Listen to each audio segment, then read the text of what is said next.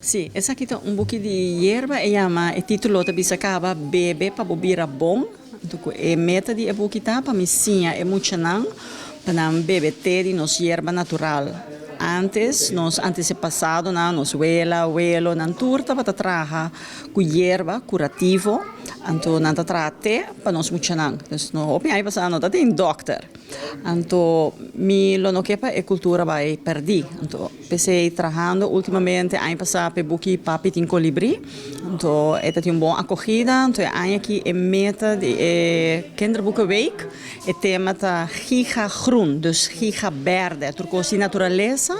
Kinderboekenweek começa dia 31 na Corsou, acaba dia 4 na Aruba. Então, depois nós começamos na Bonaire. Então, eu pensei que é um book especial para Simão de Buki. Esta consiste de uma história, Nikki, um personagem da história, caminha com sua madrinha e sua tata, assim, compra bebê erva, bebê té, pero de erva natural. Então, tem um book de história, para via de história, me incorporar 5 ervas que nós temos, mas 5 não mais popular, mas que nós usa. Então, esse não trabalha em e-book.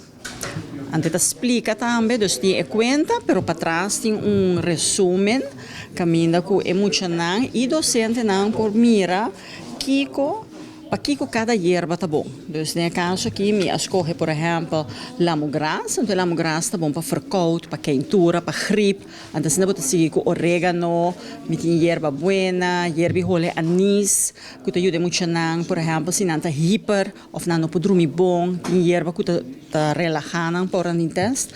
Então, são comida que é muito importante, klasmulato, que nós temos mais hopi mesa agora aqui com água zero a cair de monde. Esse é erva hopi bom para inflamação. Então, me tinha erva aqui não pode reconhecer, porque tem maneira simia, maneira parece uou, não é verde, prometo, branco com preto. Então, essa aqui é mais bom para inflamação, se você tem herida, tem herbeiro, não? Que traga zeta de classe mulato, tem traga puiro de classe mulato, ou pomada. Mais bom, mas é hopi bom para dolor de pés, se você tem, como te bisa, sem de paga. Então, é bom para hopi coisas. E erva aqui é mais bom mesmo. Então, me echt que estimular nos muito. É bom que para muito para jovem, mas de gente grande também lo sim, mais hopi mesmo.